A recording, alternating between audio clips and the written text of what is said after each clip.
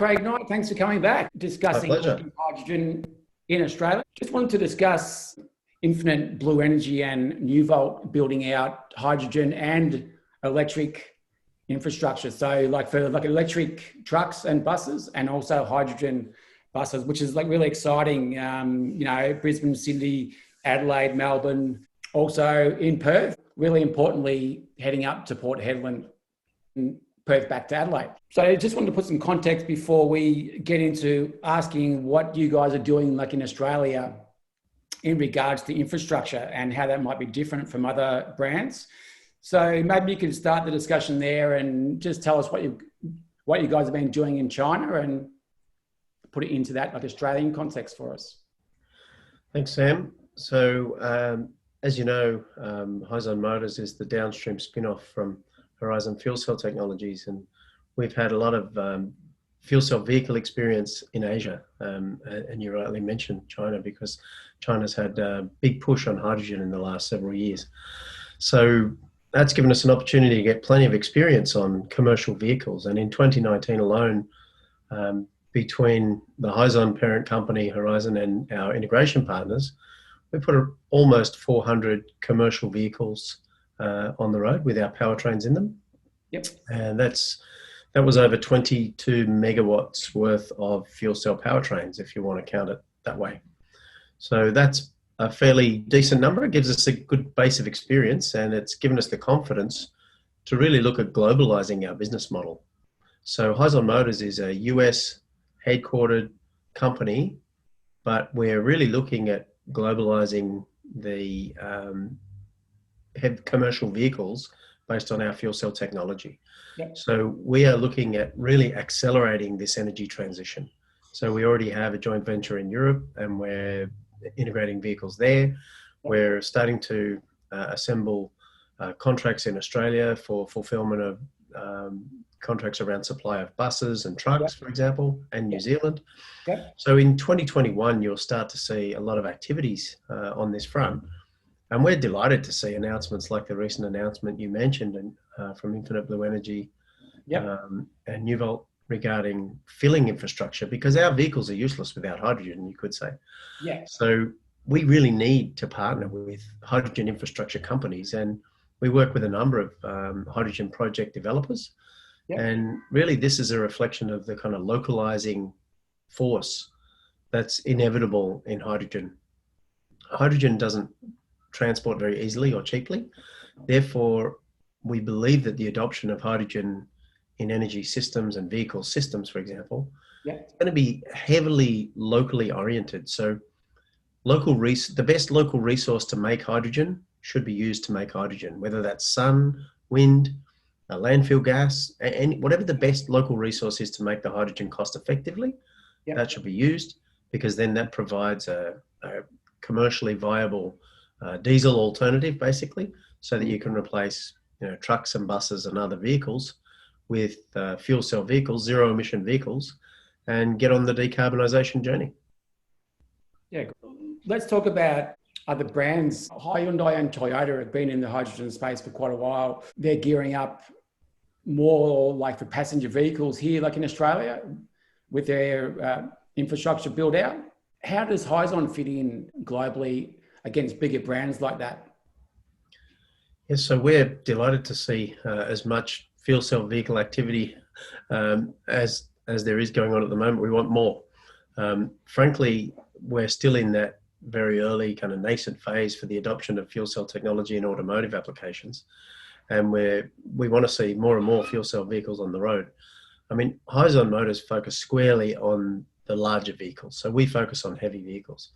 So our whole premise around the utility of hydrogen in the automotive applications relates to high utilization commercial vehicles.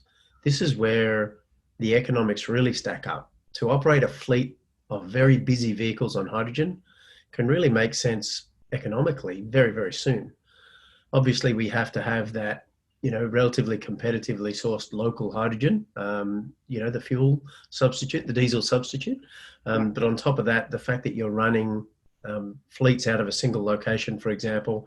You don't need to invest too much in hydrogen infrastructure to be able to fuel a lot of vehicles. So you can get a really good return on that investment. So we look to deploy even relatively small fleets with pretty attractive economics approaching diesel total cost of ownership right from the outset. We don't wait 5-10 years for the economics to improve. That a lot of consultants are talking about 2030 as a kind of threshold breakthrough year, watershed year on cost structures around fuel cell vehicles and so on. We don't think that's the case. We think if you are very selective in the means of production on hydrogen and you're clever about it, you use the cost advantaged local resources to make hydrogen, you can be cost competitive with diesel fleets tomorrow. Yeah. And that's what we aim to do. So we're very focused on the heavy vehicles. Some of the other players, like you mentioned, Toyota and Hyundai, are more focused on passenger cars. But every investment in hydrogen vehicles and the infrastructure to support them is a positive from our view. Yeah. And just in terms of the technology that underpins the commercial vehicle applications, it's really the core technology within our vehicles that differentiates us. We make the highest power fuel cells globally and the highest power density fuel cells. And this is very relevant and very important for commercial vehicle applications. Okay.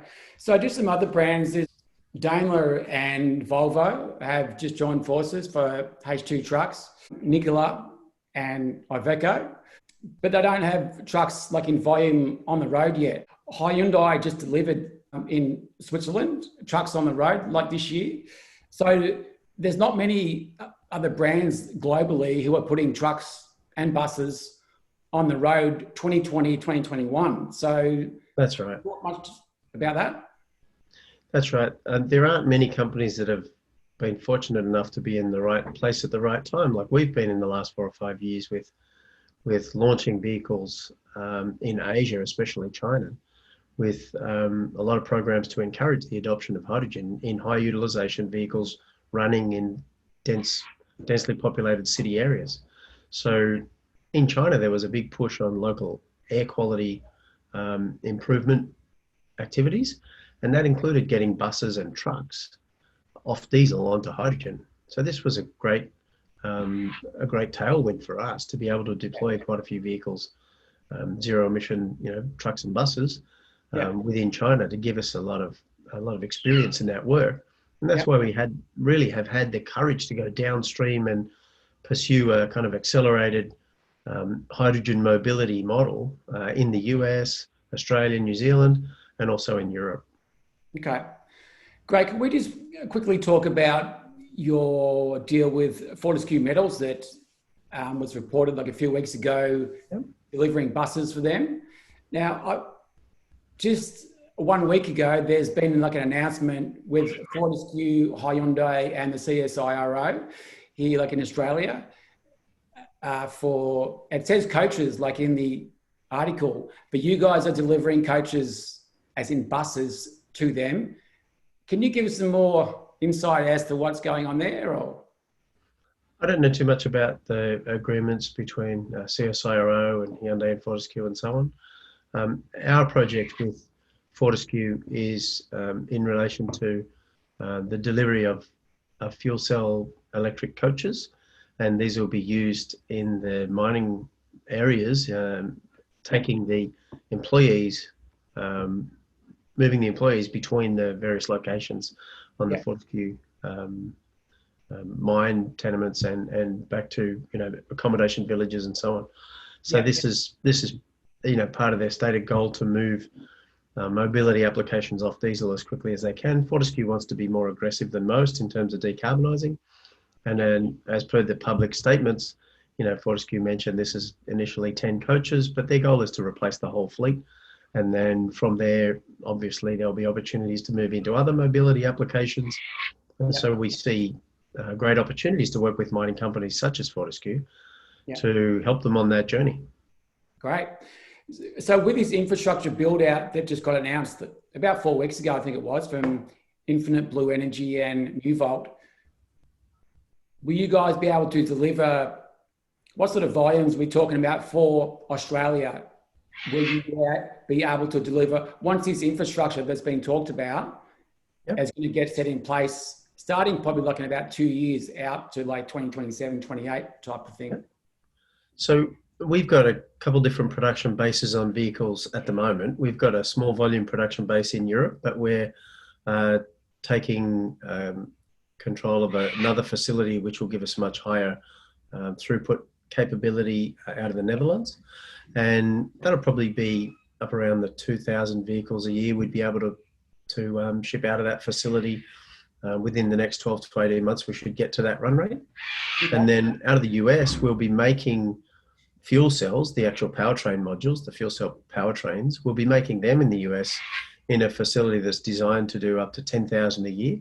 Yep. And then we'll do the vehicle assembly within partner factories. So we work with partners such as Fontaine Modification and others to assemble the vehicles, and we supply the powertrains within those vehicles.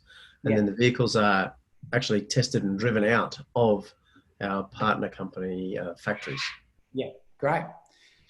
Awesome. So can we move on to like investing? So I just got the cat in the background. It's a pandemic down here. Yeah, like investing. I've got cockatoos outside the window, so that's all right. Yeah, I can hear the cockatoos in the background. Cool. Genuine Australian setting. Yeah, definitely. Yeah, like investing. Small investors who wanted to invest in your company.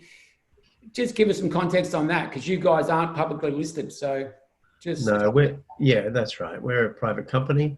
Hyzon, the parent company, has been around for 17 years. Yeah. So we're still privately owned.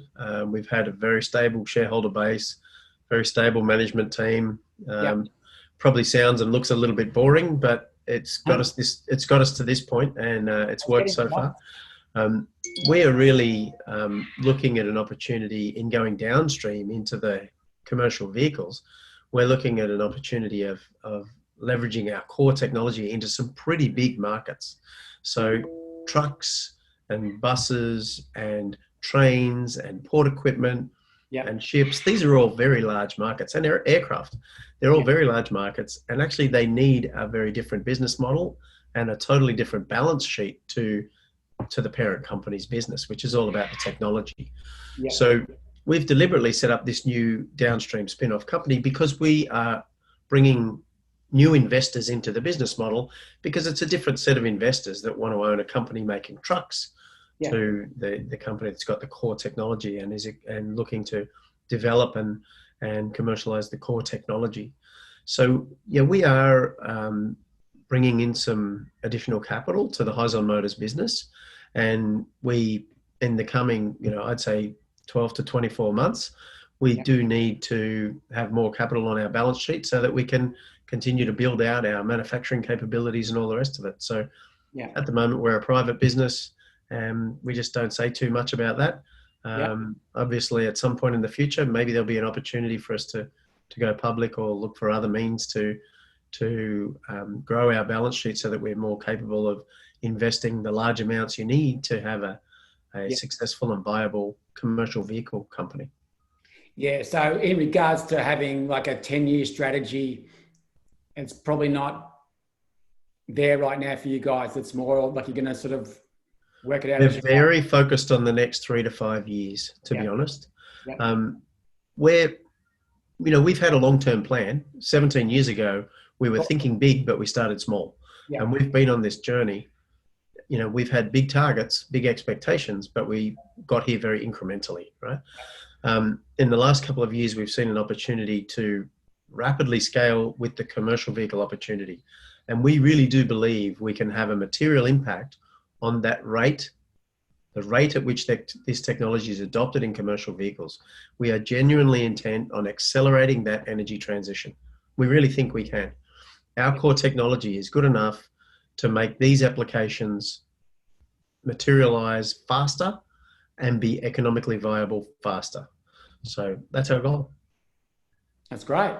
One other thing, I wanted to talk about autonomous vehicles. Are they on the cards? Thanks for the question on AI and autonomous vehicles. This is a really important question in some use cases for some of these fuel cell vehicles. Definitely. We see some really interesting ecosystems for hydrogen that are also natural ecosystems to develop and perfect some of the autonomy technology that's out there. So Yeah. while we are not a vehicle autonomy company, we are in discussion with some other companies that have great autonomy technology. And we see... Can you give us like any hints or not? Not really, because everything is pretty commercial and confidence. Okay.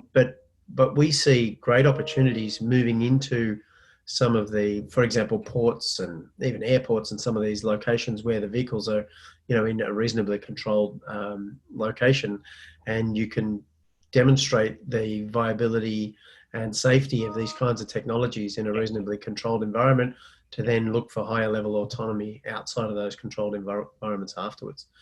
Because you can only get to the very high levels of autonomy on the public roads if you've gone through these other stages. There are also some fascinating opportunities in Australia, in, for example, private land settings in the mining space. So there are all kinds of vehicles and pieces of moving equipment working in mines, and many of them already starting to be automated. So some of the very heaviest equipment is already automated in mines, and there'll be an opportunity to move that automation into the next layer down of equipment. And we believe that a lot of the equipment operating in mine environments will soon be automated. Point about automation. Yeah. Yep. Automation is greatly enabled by electric systems, obviously, because electric systems are a lot smarter. They communicate more and so on. And they're inherently more controllable with data than mechanical systems. Yeah. When you go towards electric systems, if you're pushing to a higher level of autonomy, you also want a high level of availability. You don't want your system to need to go and park on a charging rack for 4 hours or 2 hours or even 1 hour, if you've got the option of refilling it with usable fuel like hydrogen in 5 or 10 minutes. Yeah. So moving towards higher levels of autonomy, we believe drives the application scenarios that support autonomy. We believe naturally drives towards a higher level of utilization of hydrogen as well. Yeah. And so can we just leave on this one, like electric vehicles and hydrogen, can you talk to that? Because there's so many discussions, shall we say, what's the best technology? What gets left out of that discussion is the fact that we're going to need both of those technologies, right? Yes. To replace all these diesel and petrol vehicles. So Absolutely. This is why I'm so excited about this infinite blue energy and new Volt build out that's going to happen, because it caters for both at the one spot. And it should. Yeah. And it should. So definitely we see that battery electric vehicles are a very important part of the system. They will be, we believe, going forward. Now, we're not involved with passenger vehicles, but clearly passenger vehicles are natural for battery electric systems, no question about that. In some of the heavier vehicle applications where you're really looking for very high availability, maybe 24 hours a day operation, like a like a port or a distribution center or whatever, warehouse. If you've got a 24-hour a day operation, you want that thing to keep running. You want that vehicle, whatever it is, a forklift or a heavy duty truck, you want it to just keep running. So you are probably going to be better off using hydrogen. General rule of thumb, the heavier the vehicle and the higher the utilization, the more likely hydrogen, is going to be preferable. Yeah. So just before we leave, any other vehicles, vans or utes? Any of those that... Yeah, there's a bit of work going on with some lighter commercial vehicles. So we're very focused on the commercial space, but there are a lot of lighter commercial vehicles such as vans and SUVs.